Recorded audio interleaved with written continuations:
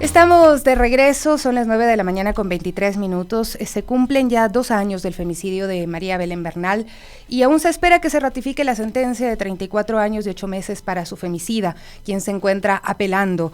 También hay una sentencia por omisión para el policía que escuchó los gritos de auxilio de una mujer asesinada y no hizo nada. En estos años, pues no se han registrado los cambios ofrecidos por las autoridades ni la reparación para la familia de María Belén Bernal. Te contamos qué ha pasado dentro de este caso desde el 11 de septiembre de 2022 hasta la actualidad. Ahí estuvo nuestra compañera Evelyn Caiza realizando la investigación. Que una mujer ingresó a la Escuela Superior de Policía a visitar a su esposo y no salió más. Fue la alerta que conmocionó al Ecuador la mañana del 12 de septiembre de 2022. María Belén Bernal era una abogada quiteña de 34 años, a quien su madre, Elizabeth Otavalo, describe como una mujer suelta, alegre y generosa. Dice que ayudaba a los vecinos sin esperar nada a cambio. Y aunque según las primeras investigaciones de Fiscalía, María Belén fue vista por última vez en Miravalle, en Quito, su madre lo sabía. Sabía que en la Escuela Superior de Policía General Alberto Enríquez Gallo, su hija registró su entrada, pero no su salida. Aproximadamente a la 1 de la mañana del 11 de septiembre de 2022, María Belén ingresó a la institución policial a visitar a su esposo, el exteniente Germán Cáceres. Según el Ministerio Público, para localizar a María Belén se realizó sobrevuelos y verificaciones en la Escuela Superior de Policía y las quebradas aledañas, ejecutando allanamientos y tomando versiones para dar con el paradero de la ciudadana. Sin embargo, el 14 de septiembre la indignación de familiares, amigos y de la sociedad civil que exigía justicia para María Belén creció debido a que Germán Cáceres huyó del país. Pero, previo a esto, él mismo presentó una denuncia en Fiscalía por la desaparición de María Belén y aseguró que ambos salieron de la escuela de policía, que él la dejó en un taxi y no supo más de ella. Mientras Cáceres se encontraba prófugo, pues ya mantenía una orden de detención en su contra, se detuvo a la cadete Jocelyn Sánchez para investigaciones. La Fiscalía formuló cargos por presunto delito de desaparición involuntaria. Finalmente, el 21 de septiembre de 2022, el cuerpo de María Belén fue encontrado en el Cerro Casitagua. Fue el expresidente Guillermo Lasso quien dio la noticia a través de sus redes sociales. La autopsia determinó que murió por estrangulamiento y asfixia. Si creen que matar a mi mamita es un acto común, recuerden que a mí me quitaron mi mundo. Germán, te llamé papá y me traicionaste. Ahora entiendo que mi mamá fue padre y madre. Reclamó Isaac, el hijo de María Belén. ¡Cuéntanos bien! ¡No somos una! ¡No somos 100! ¡Dicha policía! ¡Cuéntanos bien! 2 días después, Fiscalía reformuló cargos en contra de la cadete Jocelyn Sánchez por el presunto delito de femicidio y a Germán Cáceres como autor del delito. En diciembre, también se vinculó al teniente Alfonso C. por presunta omisión, es decir, él habría escuchado los gritos de auxilio de María Belén, pero no hizo nada. Los plantones, protestas y exigencias para capturar al femicida de María Belén Bernal eran constantes y tomaban cada vez más fuerza en las calles. Las mujeres y colectivos feministas no dejaban sola a Elizabeth Otavalo, hasta que por fin Germán Cáceres fue capturado. Esto sucedió el 30 de diciembre de 2022. El ex policía, que cambió su aspecto físico para tratar de pasar desapercibido, fue detenido en una playa de Palomino, en Colombia. Según las autoridades, ingresó con identidad falsa y trabajaba en un bar. 5 meses después, es decir, el 26 de mayo, fue sentenciado a 34 años y 8 meses de prisión. El ex policía fue recluido en la cárcel de máxima seguridad de La Roca, en Guayaquil, pero debido a un motín que causó la muerte de varios presos, fue enviado a la cárcel 4 de Quito. Aunque esto sucedió, quedó un sabor amargo, debido a que los otros 2 involucrados fueron declarados inocentes. Sin embargo, el crimen, según la policía, también dejó 15 cadetes sancionados por faltas leves, 5 por faltas graves y 12 fueron dados de baja. Patricio Carrillo, el ministro del Interior de ese entonces, también salió del cargo después del femicidio de María Belén Bernal. En su lugar ingresó Juan Zapata. A mí me sacaron justamente porque el gobierno no quiso actuar con transparencia en el caso Bernal. En el mando policial había negligencias. Fue lo que sucedió, según Carrillo.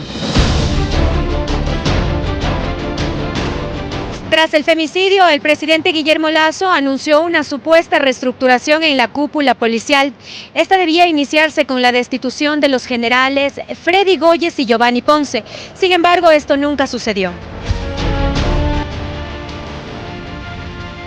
He solicitado a los mandos policiales poner sus cargos a disposición, presentando sus respectivas bajas para evaluar su permanencia en la institución.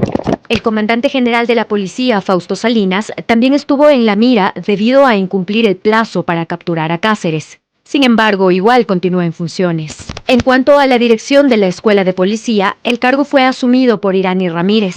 La colocaron ahí con el fin de realizar cambios en la formación de los policías.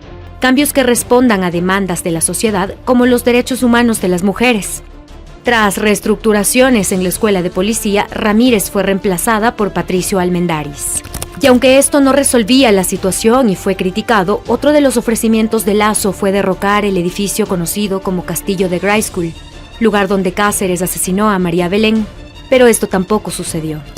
Actualmente, Elizabeth Otavalo denuncia corrupción y pago de favores en la justicia ecuatoriana. Esto debido al diferimiento de las audiencias que ahora están en manos de la Corte Provincial de Pichincha. Lo que se busca es una sentencia por omisión en el delito de femicidio contra el policía Alfonso C. y que se ratifique la condena inicial del femicida, ya que la defensa de Cáceres aspira a una reducción de la pena de 34 años y 8 meses de cárcel. Hoy se cumplen 2 años del femicidio de María Belén Bernal, y si bien este caso conmocionó al país debido al contexto en el que se desarrolló, cabe recalcar que hasta junio de 2024 Ecuador registró 108 femicidios, es decir, 108 mujeres fueron asesinadas por el hecho de ser mujeres. Esto dejó a 77 menores en la orfandad, ya que 35 de ellas eran madres y 4 estaban embarazadas. Para Radio Pichincha informó Evelyn Caiza. 9 de la mañana con 32 minutos, estamos de regreso y lo que les había comentado, pues tenemos a Elizabeth Otavalo con nosotros, la madre de María Belén Bernal, pero también ha decidido sumarse Isaac. Le he dicho, Isaac, ¿estás seguro que quieres hablar? A mí también me cuesta mucho poder preguntarle, quizá no sé ni siquiera la forma en que preguntarle las cosas a Isaac, que hoy tiene ya 15 años, y lleva 2 años lidiando con todo esto, con este dolor profundo que causa el femicidio de una mujer que es su madre. Así es que les doy la bienvenida. Isaac, muchas gracias por estar aquí, gracias por querer hablar hoy con nosotros y gracias, por supuesto, Elizabeth. Quisiera empezar por Isaac porque hemos leído tus tweets, que quizá muchas personas dudaban que eran tus tweets, pero no habíamos escuchado tu voz. Bueno, es un gusto estar aquí, gracias por darme un espacio junto a mi abuela. Y en sí yo he querido venir aquí muchas veces desde el inicio porque yo era un muchacho asustado, alguien que tenía miedo y perdí a mi madre. Tuve que madurar apresuradamente. Mi abuela siempre he visto que fue una mujer fuerte, también tuvo que luchar. Y yo siempre quise estar al lado de ella, pero no podía. Tuve que iniciar una cuenta de Twitter en las redes sociales porque yo no podía salir en medios, no podía ir a las audiencias porque yo también quería hacer algo porque era mi madre. En sí mucha gente no me creyó. Mucha gente pensaba que era mi abuela usando mi nombre, pero era yo. Hace 2 años yo pedí ayuda por el mismo Twitter, por mi cuenta. Y ahora ya la encontraron. A quien yo considero un padre, un amigo, está encarcelado. Yo nunca pensé que alguien a quien yo consideré tan cercano podía hacer eso. Como dije, tuve que madurar rápidamente. He visto mucho de este mundo, de cómo la justicia es muy indolente, de cómo no se nos ayuda, no hay reparación, no hay justicia. Y para que un niño, un adolescente de 15 años tenga que estar junto a su abuela en la incansable lucha, tiene mucho que decir de la justicia de nuestro país. Han sido 2 años muy fuertes para ti, Isaac, lo mismo para Elizabeth. Pero tú has estado dando tu batalla también y lamento mucho que hayas tenido que enfrentarte a este sistema corrupto al que se enfrentan los adultos, pero que el sistema sea corrupto lacerando la vida de un niño, de un joven, ha sido muy duro, ¿no? ¿Cómo has visto tú eso? Y entiendo que tú has estado tratando de hacer escuchar tu voz también, incluso en organismos internacionales, y estás pensando no solamente en ti, sino también en otros niños, otros jóvenes que también se han quedado sin sus madres, sin ese abrazo profundo que cubre cada noche a un hijo, a una hija. En efecto, yo he ido a hablar con organismos internacionales porque, como yo les digo, mis hermanos víctimas de femicidio somos más de 1,100 regados por todo el país. Aquí en el gobierno no ayuda, nos dan un simple bono que no nos alcanza para la comida de una semana. Estamos solos. Yo tuve la fortuna de tener a mis abuelos. Yo antes de ir a vivir solo con mi madre, yo vivía con ellos. Y para mí no fue difícil el adaptarme otra vez a vivir con ellos. Para muchos hijos víctimas de femicidio es muy difícil. Incluso van con parientes, familiares que no conocen. Y se siente difícil, ¿no? Ese proceso. Ver a otros niños, a otras niñas también.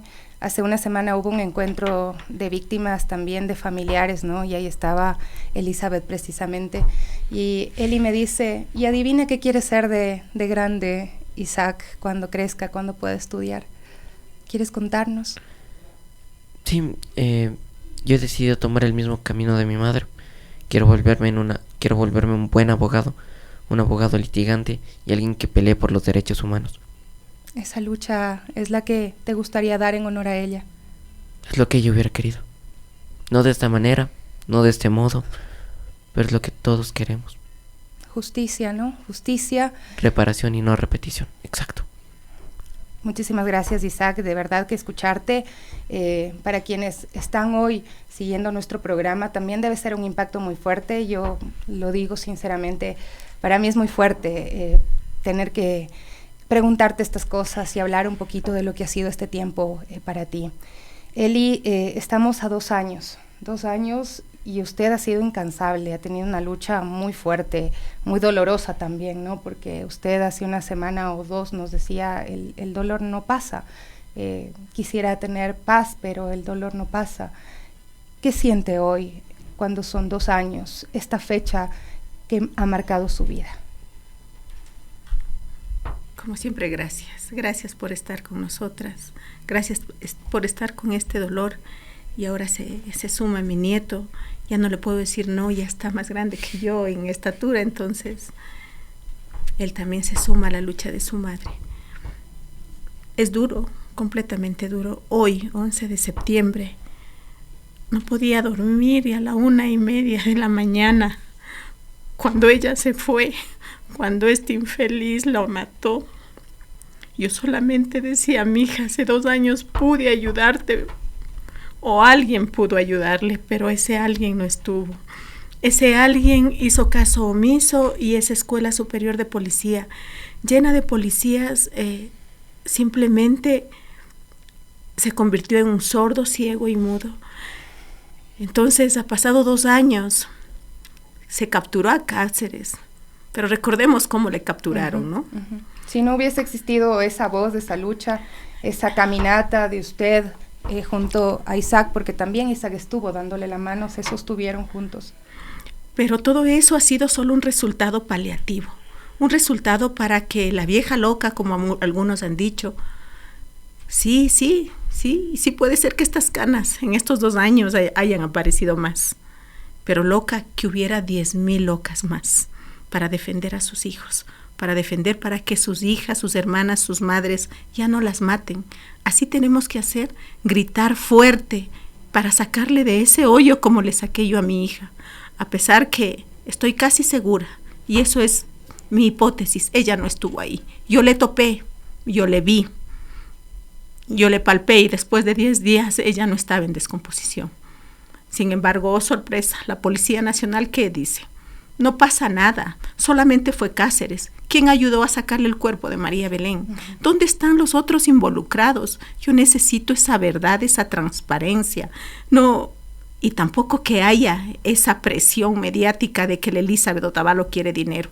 No, quiero verdad, justicia y reparación. Y la reparación es por él, por mí y por mi familia, que ha quedado prácticamente quebrantada. No existe nada. De hecho, cada día se va para atrás los procesos judiciales con esta administración de justicia, que es muy lenta, muy cruel, muy manejable, muy a la carta, y que tiene precios para cada uno. El día de ayer, entiendo, estaba programada una audiencia que al final pues tiene detrás todo lo que tiene el sistema de justicia, y que yo digo, me parece lo más doloroso que haya tenido que enfrentarla también Isaac, esa corrupción del sistema de justicia. ¿Qué pasa con este tribunal que no se conforma o con las personas que estaban analizando este caso? Justamente este tribunal que está conformado para que saquen este proceso se ha demorado más de 1 año 3 meses en la apelación. Y oh sorpresa, 2 miembros del tribunal están suspendidos por 90 días por cuestiones disciplinarias. Sin embargo, ya existe hasta un dictamen de la Corte Constitucional y es posible que ya no haya tribunal. Quisiera saber cómo nos notificaron el juez que quedó, cómo nos notifican únicamente él cuando se tiene que conformar un tribunal, para que nos notifiquen a las partes que los jueces están suspendidos por 90 días. O sea, todas esas cosas tenemos que averiguarle al Consejo de la Judicatura quién le dio permiso al juez para que le abran el KIPUC solamente a él y nos notifique. Todas esas cosas tienen que ver con corrupción, tiene que ver con pedidos que están detrás. ¿Hasta cuándo nosotros vamos a ser víctimas de todo este sistema patriarcal? Existe una norma que hace 3 meses salió, que supuestamente es de reparación, donde nosotras, las víctimas de femicidio, no somos víctimas colaterales, somos víctimas directas, donde nos deben cuidar en el sistema de protección, sea este laboral, sea este judicial, en todos los derechos que a nosotros nos corresponden. Y nada se cumple. Nada se cumple. Yo tengo un acoso de 1 año, Sofía, de acoso laboral, que lo he venido denunciando y que nadie ha hecho nada. Hace 1 mes, recién el Ministerio de Trabajo se activó, pero 1 año, usted puede creer, antes de María Belén yo seguía siendo profesional y trabajaba. Pero hoy por hoy tengo que estar en audiencias, tengo que estar en marchas y todo se llama vacaciones. No puede ser así. Y desconociendo la lucha o haciéndola como si fuera su lucha y no la lucha también del Estado, de las instituciones, ¿no? Ha sido muy duro tener que ver además todo esto, ¿no? Cómo el sistema confabula en contra de las víctimas, no entiende que esta lucha no es solamente de las víctimas, sino es una lucha social, es una lucha para que este país sea más pacífico, para que no haya más niños jóvenes como Isaac perdiendo a sus madres, para que no haya más madres como Elizabeth perdiendo a sus hijas. Y con todo este dolor, ustedes hoy van a hacer una caravana, van a estar recorriendo las calles de Quito, extendiendo este mensaje. Isaac, cuéntanos cuáles son tus expectativas y qué le dirías a la gente para que acompañe esta lucha, esta caravana que se va a realizar el día de hoy. Yo esperaría que vaya mucha gente, que nos apoyen como fue en los primeros días, porque esto es importante. Mi madre marcó un precedente en este país, al ser también una institución como la policía, que intentaron protegerla, más no la justicia, la verdad y la reparación. Y pues eso, esperaría que bastante gente vaya. Y a los oyentes, a la gente que está escuchando, les ponga a reflexionar. Pónganse en los zapatos de mi abuela o en los míos. ¿Qué harían cuando pierden a una madre? ¿Qué harían cuando pierden a una hija, un hijo, alguien a quien ustedes le tengan tanta cercanía? Que no se haga justicia, no haya una reparación y que se siga repitiendo en el país, que muchas voces sean silenciadas y que quede ahí, solo como eso. Yo he vivido en carne propia toda la injusticia de este país. No le esperaría que nadie viva esto de nuevo, porque Ojalá. es algo muy fuerte. Ojalá y que no, Isaac, pero la realidad de nuestro país es que todos los días existe un nuevo caso. Ustedes han enfrentado no solamente todo esto, sino también ataques de personas indolentes y de Trolls. sí, troles, pero hay alguien detrás de esos troles, Por ¿no? supuesto. Y pues ha sido muy duro ver, yo cada vez que leo comentarios tan indolentes, además que veo que son programados, siempre decía, ¿qué sentirá Isaac al leer estos comentarios? ¿Qué sentirá Elizabeth al ver estos ataques infundados de personas que no pueden opinar porque no han sentido el dolor de perder a una hija o de perder a una madre? Sí, en los tweets, en un inicio que yo publicaba, la gente parecía sentir empatía, pero cada vez cuando pasaba el tiempo, mucha gente se volvía indolente o eran tweets programados. Subía uno y ya habían 10 que ya estaban comentando, pero de esos 10 habían unos 20 que nos defendían. Y de todos modos ese apoyo de la sociedad ha sido importante, ¿no, Eli? Sí, cuando fue lo primero de María Belén, los primeros días de María Belén, yo sentí, sacamos a María Belén de donde estaba por presión de la prensa, de la ciudadanía, de las organizaciones de mujeres de derechos humanos. Todos salimos a pedir. Usted recordará que quisieron hasta quemar la comandancia de policía. Uh-huh. Sin embargo, esto se va pagando porque siempre hay otro caso que lo va echando tierra, que lo va echando tierra. Entonces vivimos en un espacio solamente del momento, del impacto, pero por eso es que se llama la caravana del no olvido. No debemos olvidar a todas las víctimas de femicidio, más de 2.500 desde el 2014. ¿Por qué tanto? Son 10 años y más de 1.000 niños huérfanos de femicidio. ¿Hasta cuándo vamos a aceptar esta normalización de la violencia? Así es. Hemos aceptado que nos maten, hemos aceptado que nos violenten. Pues no, debemos dejar precedente. Ahora ya vamos a estar más unidas las mujeres, y las mujeres víctimas de femicidio de pronto hasta sin organización, sino de la mano del dolor. Porque eso necesitamos, que el Estado evidencie que estamos aquí y que no nos vamos a callar. Sí, vamos a ser más de 1.000 locas, 2.000, 3.000 y que se sumen a millones. ¿Sabe por qué? Porque necesitamos que esto pare. Su hija, usted, sus madres, sus amigas tienen que salir a la calle con la confianza de que no les van a matar. Es importantísimo eso. Y he visto padres también. Hoy también está con nosotros en la sala de espera el padre de Aidita Ati, de Pamela Aidita Ati. Lo vamos a integrar en unos instantes a esta conversación.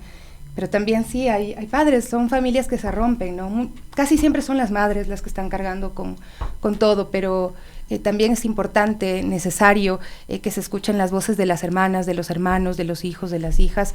Ha sido algo muy doloroso tener que ver que cada día hay una lucha más que dar, hay que seguir pues con todo esto, que es duro, que es una carga fuerte para las familias.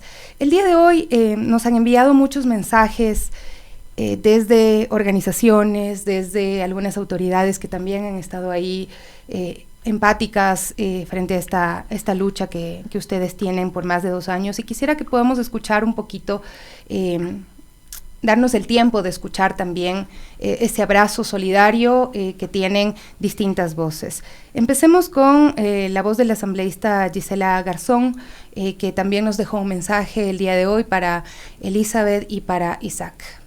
María Belén vive, y vive siempre que la recordemos y que nos acompañe en cada lucha, en cada grito de justicia, en cada grito de verdad, de no repetición, en cada abrazo que le podemos dar Isaac o Elizabeth. Y en nuestro caso particular, como políticos, como legisladora, en mi caso particular, siempre conmigo, desde que he puesto una camiseta y levantando un cartel, gritaba por la verdad. Y llevamos adelante un juicio político en contra de Patricio Carrillo, el nefasto ministro, que en su momento dijo que era un tema pasional, que a ella le habían matado por eso, porque era un tema pasional. Ese que cayó cuando levantaron toda una campaña de comunicación en contra de su madre y la cuestionaban desde por qué se cortaba el cabello hasta por qué se lo pintaba de uno u otro color. Ese que puso sobre el debate si el hijo de Elizabeth debía o no mantener la casa donde él vivía. Ese que no hizo nada. Y ese que después nos pretendió dar lecciones de cómo hacer política y hacerlo a las mujeres. Esas son las cosas que no nos podemos olvidar. La lucha de las mujeres y los precedentes que se sientan en la historia alrededor de la lucha de las mujeres dolorosamente siempre pasan cuando una de nosotras muere. Y el Ministerio de la Mujer fue la respuesta al feminicidio de María Belén, y sin embargo una institución que más abandona a las mujeres y que menos vela por el cumplimiento y la garantía de nuestros derechos, que le niega recursos a las casas de acogida, que se pelea con las personas de las casas de acogida por temas políticos, que no evalúa en lo absoluto la política pública, que no aplica la ley que existe para erradicar la violencia. Eso también nos recuerda este aniversario de la dolorosa partida de María Belén. Eli, Isaac, este mensaje es para ustedes y hay muchos mensajes más que nos han enviado el día de hoy. Recordaba Patricio Carrillo, entiendo que usted tuvo que vérselas incluso con su familia, insultándole, tratándole mal mientras estaban en ese juicio político. Sí, definitivamente fue un 14 de febrero, me acuerdo tan claro, un 14 de febrero cuando se determinó este juicio. Sin embargo, el hermano de don Patricio estuvo ahí, gritándome, insultándome. Pero bueno, estas son partes del oficio de gritar por sus derechos. La gente no le gusta que reclamemos, a la gente le gusta que le pidamos de rodillas. Pues en Elizabeth Otavalo jamás van a ver que pida de rodillas. Voy a exigir lo que por lo menos me corresponde, que esté en papeles, porque ya lo más grande de mi vida me han quitado, mi hija, y no ha pasado absolutamente nada hasta el día de hoy. También tenemos un mensaje del abogado Galo Quiñones, con quienes ustedes han compartido tiempo, pues él era amigo también de María Belén, y nos dejó este mensajito también haciendo mención a lo que ha sido importante, que se sumen más y más mujeres a esta lucha. Hace 2 años del sensible fallecimiento de la abogada María Belén Bernal, quien era una directa amiga con quien compartía todos los días, salíamos todos los días, íbamos a audiencias todos los días, y un día encontrarme con que no la iba a volver a ver más fue totalmente terrible, no solo para mí como amigo, sino para Elizabeth Otavalo y los demás familiares que estábamos alrededor de esto. Sin embargo, conocemos todos que su madre tuvo que luchar incansablemente, conjuntamente con esta defensa, pero no solo técnicamente, sino desde el lado sentimental, haciendo entender a las autoridades que no se puede permitir la muerte de mujeres, peor en instituciones públicas jerarquizadas. Ver a una María Belén Bernal debajo de la tierra, en las peores condiciones, para una persona normal es terrible, para un amigo es totalmente nefasto y te deja por los suelos. Nos tocó a nosotros, en su momento, con su madre y con quien les habla, levantarnos y ponernos de pie para buscar justicia. Yo agradezco la memoria cotidiana y la memoria diaria que cada una de las mujeres hace por los casos de femicidio, y luche en las calles, luche en los complejos judiciales, luche en las fiscalías y luche en las entidades del Estado porque se haga justicia por otras mujeres. ¿Cómo reciben estos mensajes? Bueno, ustedes han estado en ese camino, en esa lucha. Incansablemente. Y sí, por ahí mencionaron el tema de mi hogar, de mi casa que yo tenía con Cáceres y mi madre. Respondiendo también a eso, es una casa perdida. No hay nada ahí. Te dejaron a ti sin casa. Sin Era hogar. un patrimonio que tu mamá había pensado para ti, para que puedas tener tranquilidad. Donde yo debía tener una niñez sana, una adolescencia sana, donde me tocó madurar. Esa casa está abandonada, no hay nada, desolada, arruinada. Que el Estado nos va a quitar, ¿no? Que el ISPOL nos va a quitar, que ya estén procedimientos judiciales para quitarnos, porque definitivamente ni siquiera el interés superior del niño respetaron. Es decir, la policía me quitó a mi hija, la policía le quitó a Isaac todo, y yo recuerdo tan claro como este señor Salinas decía: ¿qué quiere, señor Elizabeth? Nosotros vamos a apadrinarlo, pero calle, ya no diga nada. Mire, se tiene que levantar la voz o se tiene que quedar callado? Es mi pregunta, para tener las prebendas que pueden dar en ese momento. Qué duro, qué terrible pensar en que le quiten una casa que era un patrimonio a un niño, a un joven víctima, porque su madre ha sido asesinada.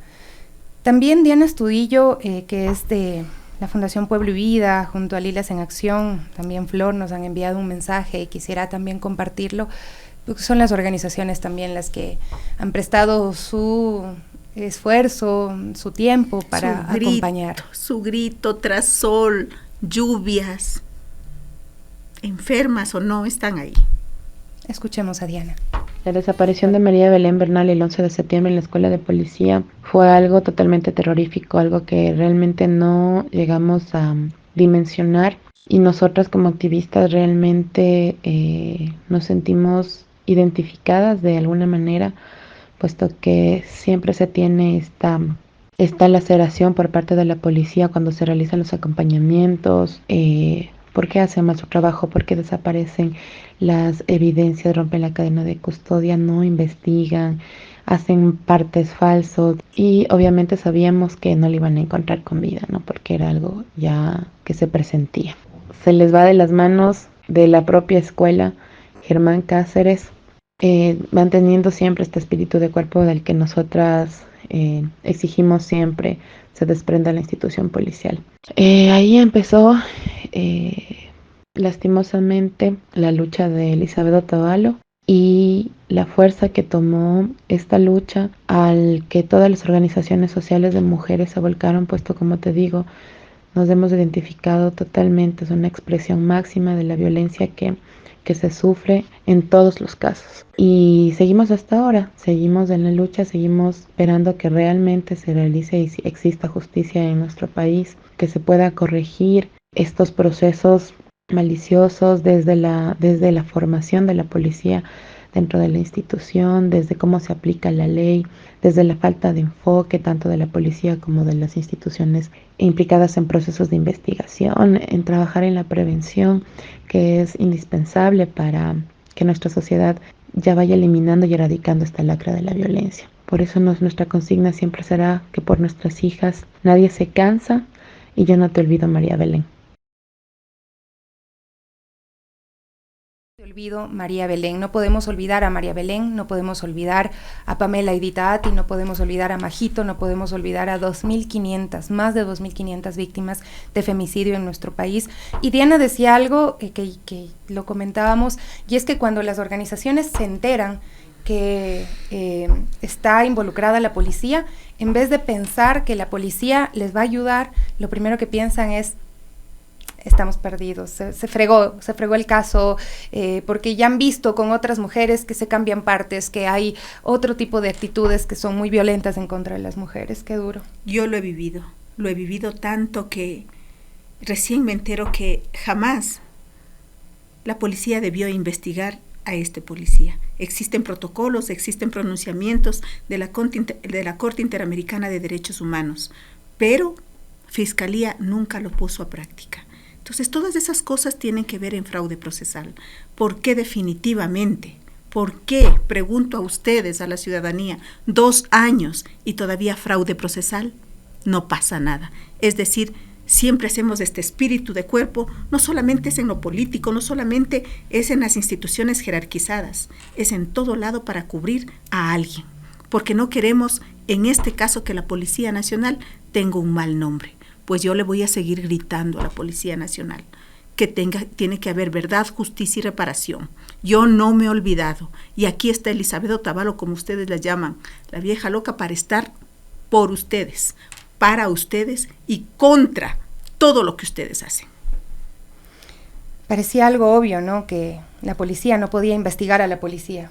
Todas las organizaciones lo decían. Todos los que tenían conocimiento sobre este tipo de manejo de este tipo de casos lo decían, pero no ocurrió. Se vulneraron ahí los derechos de María Belén como la víctima de femicidio, de Elizabeth como familiar, como víctima directa, y también Isaac. Antes de irnos a una pausa y que pueda acompañarnos también el día de hoy el papá de Aidita. También queremos escuchar un mensaje que nos ha enviado la prefecta Paula Pavón.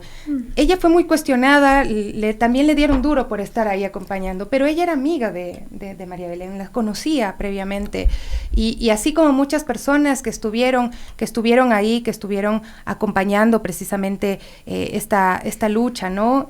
Prestando su abrazo por lo menos, porque la verdad es que en estos casos pues uno no sabe ni siquiera a qué se puede enfrentar, ¿no? Entonces es importante que se sumen los esfuerzos, los abrazos de cada una de las personas que están ahí. Y también tenemos a Sibel Martínez. Vamos a escuchar primero a Sibel, que también nos dejó un mensaje el día de hoy para ustedes. Recuerdo el feminicidio de María Belén Bernal como si fuera ayer. En los chats de WhatsApp se hablaba de su desaparición. Tenía 34 años, era abogada y simplemente entró en una institución policial, la Escuela Superior de Policía en Quito, y no volvió a salir más. Esto simbolizó una traición a la seguridad que el Estado debe garantizarnos a nosotras las mujeres. La indignación fue enorme, ya que la complicidad entre la policía y la fiscalía facilitó la fuga de Germán Cáceres. Cáceres huyó días después de asesinar a María Belén, contando con el silencio cómplice de varios cadetes y policías que no intervinieron pese a escuchar sus gritos desesperados de auxilio, precisamente hoy hace 2 años. Esto reveló no solo el crimen de un individuo, sino un fallo sistémico, tanto en la prevención de la violencia de género como en la protección que el Estado ecuatoriano debe brindarnos a nosotras, las mujeres, para poder desenvolvernos en contextos libres de violencia. La reacción del gobierno de Guillermo Lasso fue torpe, deshumanizante, con declaraciones que minimizaban el caso, mientras el movimiento feminista encabezaba protestas, marchas, vigilias en rechazo a este feminicidio, pero también exigiendo respuestas del Estado. Aunque el caso impulsó algunas reformas y es un caso icónico, recientes crímenes como el de la subteniente Aidita Atti demuestran lo poco que ha cambiado esta cruenta realidad al interno de instituciones altamente jerarquizadas y mediatizadas por el poder, como lo son la policía y las Fuerzas Armadas. Lo cierto es que la lucha por la justicia y la igualdad continúan, y el futuro de las mujeres en el Ecuador, sin lugar a dudas, depende más de mantener viva esta lucha que de la voluntad política y de la protección que nos debe el Estado ecuatoriano. Todo lo que dice Sibel, pues es en base a la experiencia, ¿no? De acompañar estos procesos, de enfrentarse a esos procesos. Y recuerdo mucho cuando Sibel decía, la voz de Isaac también es importante, la voz de Isaac en estos momentos también es necesaria. Y pues hoy prácticamente Isaac nos está diciendo que toma la posta, ¿no? Que acompaña esta lucha, que van a escucharlo quizá más frecuente y que va a estar luchando por él y por sus hermanos también, que llama, como los llama, a otras víctimas de femicidio en nuestro país, a hijos e hijas de víctimas de femicidio en el Ecuador.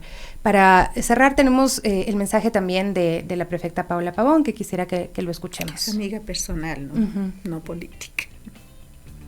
Barrio, en esta fecha simbólica que se ha convertido gracias al esfuerzo, al tesón y la valentía de Elizabeth Otavalo en un día de lucha. Lastimosamente hace 2 años, en manos de quien debe garantizarnos la seguridad ciudadana a los ecuatorianos, perdió la vida una joven mujer.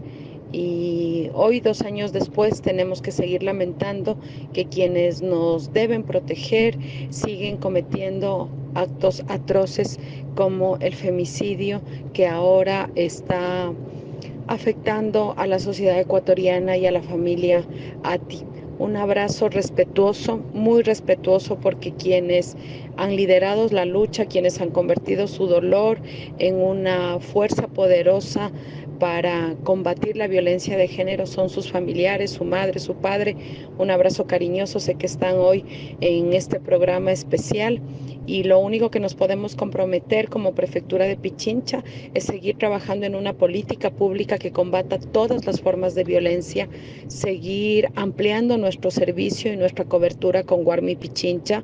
Esperamos ahora en noviembre inaugurar el centro número 11 en el Cantón Pedro Moncayo y así lograr que las mujeres que sufren violencia, quienes son sobrevivientes de violencia puedan acceder a un servicio de calidad, con calidez, con eficiencia, con muchísimo amor en todos los territorios de la provincia. Nuevamente mi cariño, mi respeto a la lucha de Elizabeth Otavalo, que nunca más tengamos que lamentar lo que ha vivido la familia Otavalo, lo que sufrió María Belén hace 2 años, y recordarles que esta es una tarea de todos y de todas. El Estado no puede estar ausente, la justicia no puede estar ausente del combate a las violencias.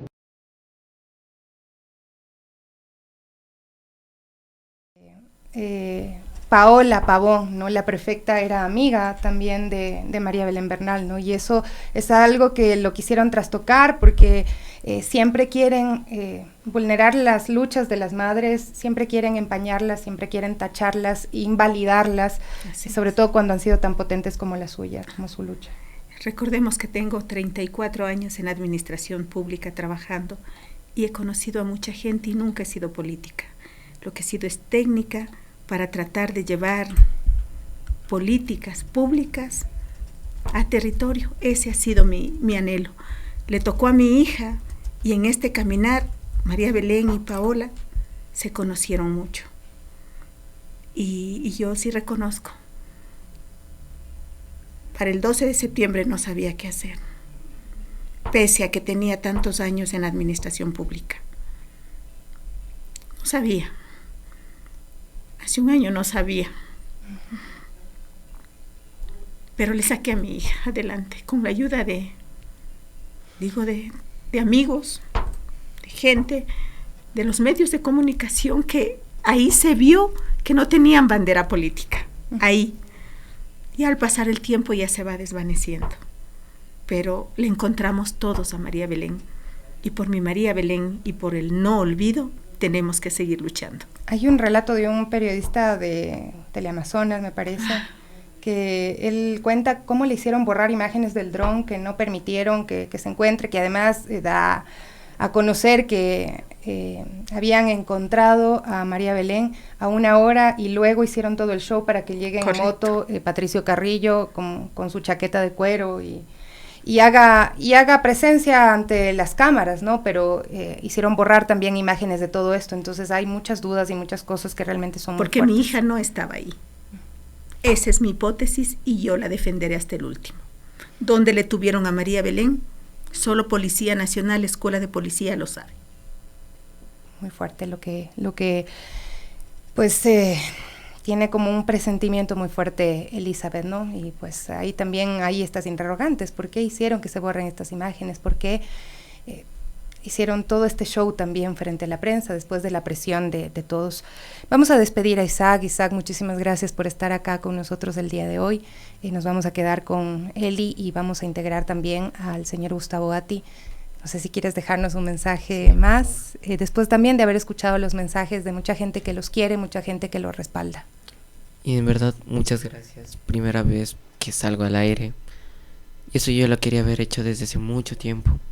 Quise que mi esposo escuchara hace tanto tiempo. Ya son 2 años de la muerte de mi madre. Y ha sido un caminar constante. Un caminar duro. Para mi abuela más que nada, que ella es la que siempre ha estado ahí. Dando y dando y dando contra estos desgraciados que no pueden hacer mínimamente lo que uno esperaría, que es justicia, reparación y la no repetición, que es todo lo que esperamos. En ese caminar constante he visto cómo es este mundo en verdad. Con mi madre era todo color de rosa, siempre tenía alguien que me proteja, alguien que me encubra de lo que es este mundo en verdad. He visto mucha gente buena, mucha gente mala, como lo han encubierto a Germán Cáceres. Y en verdad gracias por recibirme hoy día aquí, junto a mi abuela, después de 2 años de incansable lucha. Y como dije, en este caminar constante, Fiscalía se aprovechó mucho de la ignorancia que teníamos para tal vez potenciar o maximizar el caso. Y es lo que muchas veces hacen en otros diferentes casos, aprovecharse de la ignorancia de la gente para no hacer justicia. Gracias, Isaac. Te abrazamos, te queremos muchísimo, te pensamos todos los días y muchas de nuestras luchas también desde el activismo y desde la comunicación están basadas en personas como tú, personas como Elizabeth, como el señor Gustavo también. Gracias, gracias Isaac por estar aquí. Vamos a hacer una pausa, amigos, y enseguida regresamos. Gracias a toda la gente que nos está escribiendo ahora mismo a través de nuestras redes sociales, a Emi, a Rosa, a Paulita, Jorge, Rodrigo, Anabel, GM, Mónica, Vicente, Jimena, Julio, Daniel, Jimena, Ana Lucía, Soledad. Son muchos mensajes con cariño para Elizabeth y también para don Gustavo. Gustavo Ati es el padre de Pamela Edita Ati y creo que estas luchas pues coinciden en algunos puntos, ¿no? Y qué doloroso que coincidan, ¿no? En esa búsqueda de justicia y en enfrentarse a un sistema judicial también que presta muchas dudas, que quizá no deja certezas y vivir con la incertidumbre, quizá con la falta de verdad, quizá es lo más doloroso que nos puede pasar como seres humanos. Don Gustavo, gracias por estar aquí. Muchísimas gracias a usted. En verdad, quiero solidarizarme con un abrazo fraterno a la señora Elizabeth Otavalo por esa gran lucha, por esa incansable buscar la verdad. Ahora que me ha tocado vivir a mí, veo una justicia que no cumple con lo que debe ser justicia. Busco que el caso de mi hija, de mi Edita Pamela, no quede en impunidad, en vista de que se cometió un acto de femicidio en una institución a la cual ella tenía su gran sueño de servirlo, pero lamentablemente lo arrebataron la vida en una institución que es del Estado, por miembros del Estado, y los que siguen la investigación son entidades del Estado, y ahí es donde que no encuentro la credibilidad del caso, no encuentro la verdad. No sé a quién protegen. Lo único que yo busco es verdad y justicia. ¿Para quienes le arrebataron la vida a mi hija? Es lo único que busco. Son las mismas dudas que tenía Elizabeth en su momento y que las organizaciones decían, ¿cómo es posible que sea la policía investigando a la policía? Y no hay mucha distancia entre la policía y las Fuerzas Armadas tampoco, ¿no? Cuando se trata de investigaciones o, como usted dice, el Estado investigando al Estado. Durante este tiempo, don Gustavo, ¿qué ha pasado? ¿Qué ha sentido? ¿Por qué tiene tantas dudas de cómo se está llevando este proceso? Sí, en verdad, la duda más grande es que hay un segundo informe donde es sumamente contradictorio al primer informe forense. Entonces, ¿cómo puede haber tanta diferencia? El primer informe del forense para un segundo informe. Entonces, hay un segundo informe que es sumamente corrupto, un segundo informe pagado. ¿A quién le están defendiendo? Eso es lo que es mi duda. Entonces, de aquí el abogado que está llevando mi defensa, entonces me da a conocer de que tenemos que realizar un tercer informe con peritos internacionales. ¿Para qué? Para que sepa la verdad. Porque en verdad la exhumación del cadáver de mi hija fue para ver las huellas digitales de sus agresores, cómo se defendió, porque en el primer informe no constaban esa información. Entonces, por eso, pero ahora me vienen y me salen de que con las causas del fallecimiento de mi hija son otras. Entonces no, entonces ahí le veo que la inconsistencia de parte de los peritos que lo realizaron, o sea que estamos poniendo los peritos que hicieron el primer informe y la fiscal que lo realizó los primeros informes, o sea que ellos mintieron. ¿Y cómo puede ser tan inaudito? ¿De qué? De que normalmente la que tiene más valía es un informe en donde lo realizan durante las 24 horas de su deceso. Y después me vienen y me dicen que no, que hay otro informe contradictorio, sumamente contradictorio. Claro, uno se pone a pensar cómo se pueden haber equivocado tanto en un informe que el primer informe habla de agresiones brutales en contra de Aidita, habla de golpes, habla de asfixia mecánica, habla de presuntas agresiones sexuales. ¿Cómo puede haberse un médico equivocado tanto y ahora tenemos esto, ¿no? Que además hay que decir que desde el comienzo pues se intentó a través de un comunicado pues decirle a la sociedad, decirles a ustedes de que se había tratado de una muerte prácticamente natural. Eso es lo que dijeron y prácticamente lo que ahora están haciendo es volver a ese comunicado emitido sin responsabilidad de nadie por las Fuerzas Armadas.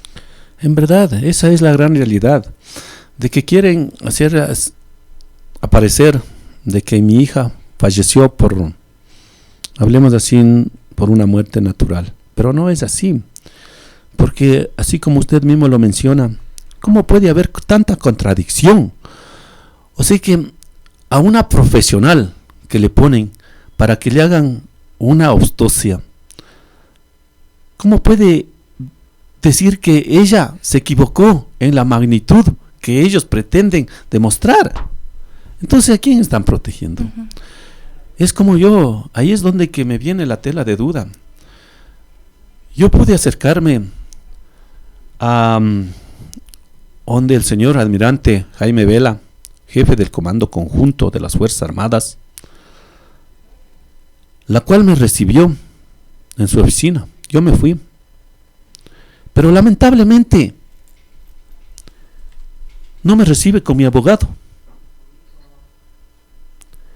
Entonces, ¿por qué yo requiero a mi abogado? Porque él sabe la defensa técnica que me está realizando, sabe lo que es la parte jurídica.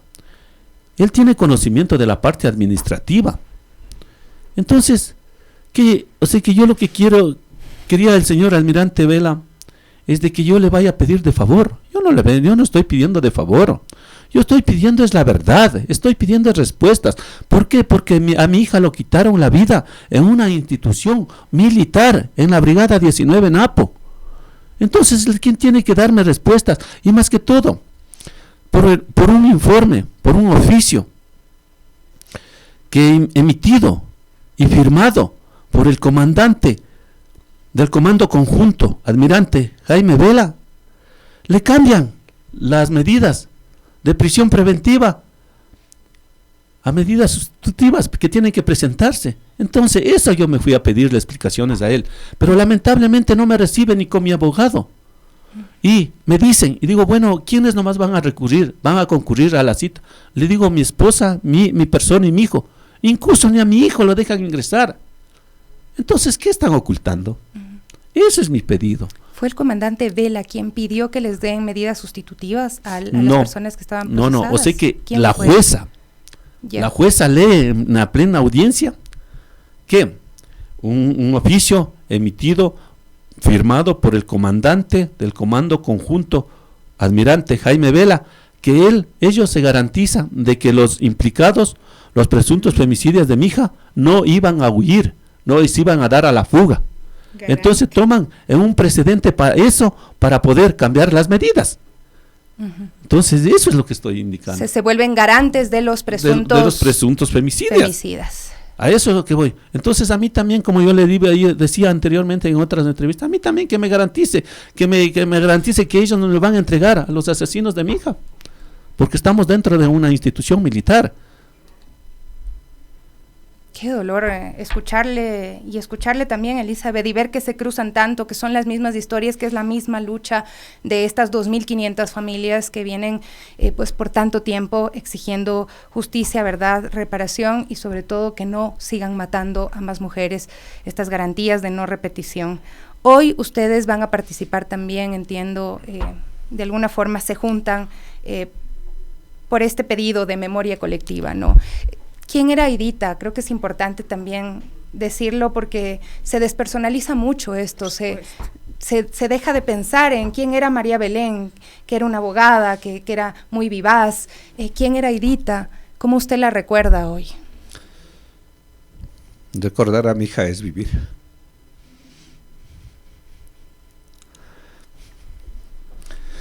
Lamentablemente, Aidita fue una subteniente del ejército ecuatoriano que se preparó en la Escuela Superior Militar contra todas las adversidades y el entrenamiento que exige para ser subteniente. Una mujer fuerte, una mujer inteligente, una mujer que solamente quería cumplir su gran sueño de servir a la patria dentro de una institución militar, siendo oficial del ejército ecuatoriano. Luego de que se graduó de subteniente, el anhelo más grande de ella era saltar de una aeronave en vuelo. Se fue paracaidista. Y lo que no pudo lograr, y no lo he logrado, es de que algún día quería saltar conmigo. Eso es lo que me trunca. Eso es lo que me duele. Que le truncaron la vida a mi hija antes de cumplir mi sueño. Una mujer a la cual todos les preguntan, no, fue una gran subteniente, fue una gran profesional en el poco tiempo que estaba, pero ¿por qué no le cuidaron?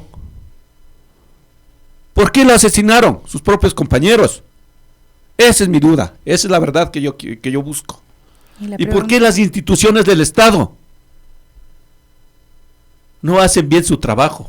Una fiscalía sumamente lenta, una fiscalía sumamente vaga. Claro, como ellos no surgen el dolor, no, a ellos no les interesa. Entonces, a eso vamos. ¿De qué?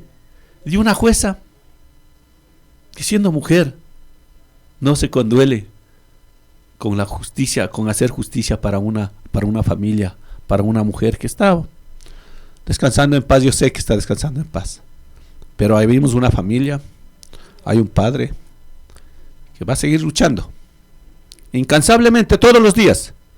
Voy a recurrir a las cortes internacionales si es posible. Voy a pedir peritos internacionales que nuevamente le hagan los estudios para ver dentro del tercer informe, a ver qué sale. ¿A quién quieren ocultar? ¿A los asesinos? Ese es mi... Me hace recordar mucho el caso que fue denunciado en la ciudad de Cuenca, además, porque desde hace varios años ya, pues había denuncias de que existían agresiones y violencia en contra de las mujeres que estaban dentro de la carrera militar.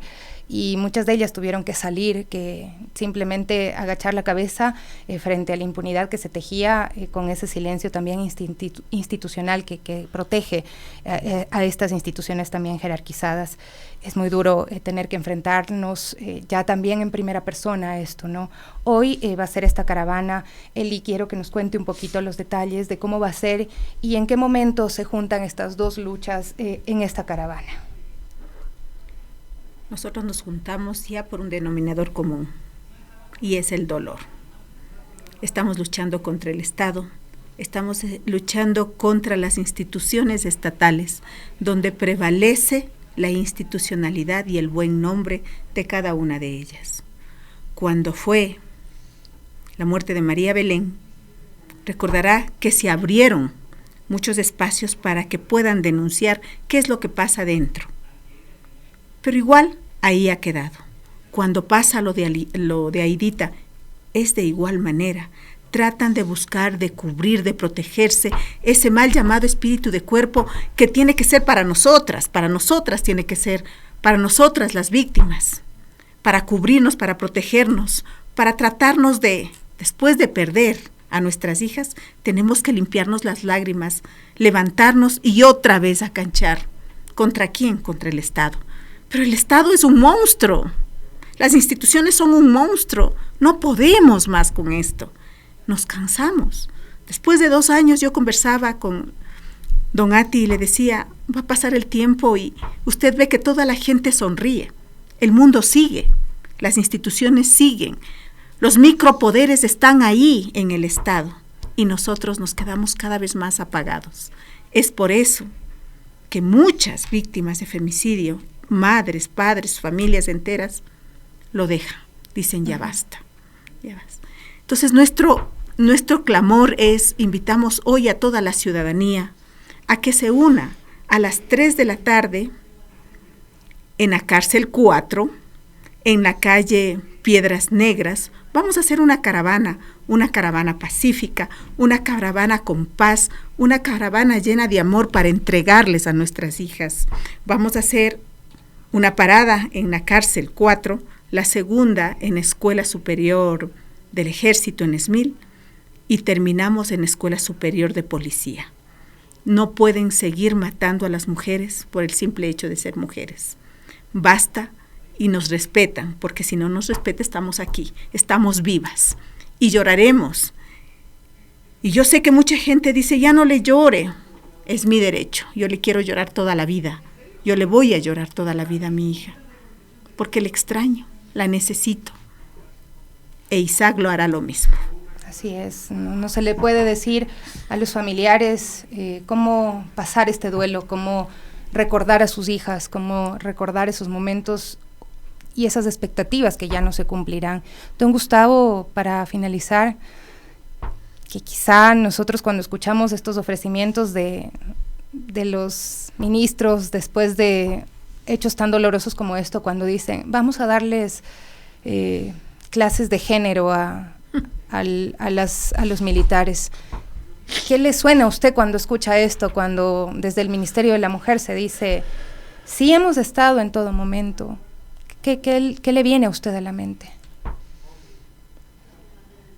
A mi mente me viene, es de que yo no busco la palmadita en la espalda. Yo no busco que, como me supo decir, que si es que no puedo hacer el mercado me va a andar haciendo. Yo para eso trabajo.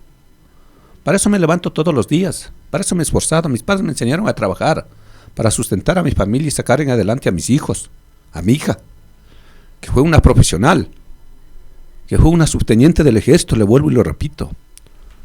Y no que me vengan a hacer. Yo lo que quiero es justicia, verdad, y que las entidades del Estado, como ellos también corresponde, actúen como deben actuar. Actúen de una manera transparente, de una manera clara, de una manera eficaz, y sin conveniencias a nadie, sin tapar a nadie. Que haya una transparencia, que se hagan valer lo que para ellos se han preparado. No visualizados en algo que tal vez vengan y me digan, ¿sabe qué? Vamos a hacer esto. ¿De qué me sirve? A mí no me sirve. A mí me sirve la verdad. A mí me sirve que diga que esta lucha, donde le quitaron la vida a mi hija, sepa darme con el culpable o los culpables del femicidio de mi hija. Eso es lo que busco. De todas las entidades del Estado. Por eso le digo, le vuelvo y repito, a mi hija fue un miembro del Estado, una servidora pública del Estado, donde le arrebataron la vida en una entidad del Estado, por miembros del Estado. Y las que llegan las investigaciones son entidades del Estado. Entonces, aquí quiero verles la transparencia, aquí quiero verles la justicia que tanto predonan y por dónde están. Ese es mi pedido. Muchas gracias, don Gustavo. Gracias, Eli, también por acompañarnos el día de hoy. Estaremos viéndonos más tarde porque también estaremos ahí junto a ustedes y pues ojalá y muchas personas más.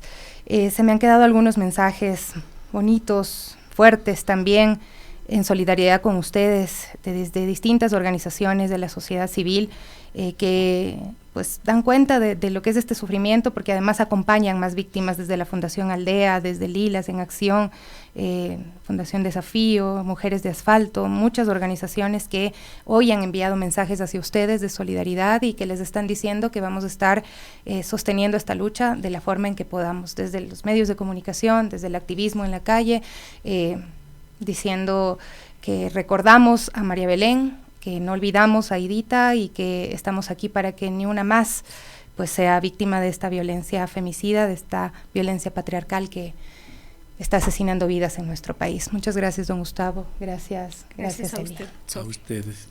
Vamos a despedirnos, amigos, amigas. Gracias también por seguirnos y pues ojalá hoy podamos vernos a partir de las 3 de la tarde para acompañar a Elizabeth en estos 2 años de recordación de María Belén y también a don Gustavo recordando y luchando por justicia, esta lucha que recién empieza para don Gustavo por justicia para Aidita Atti.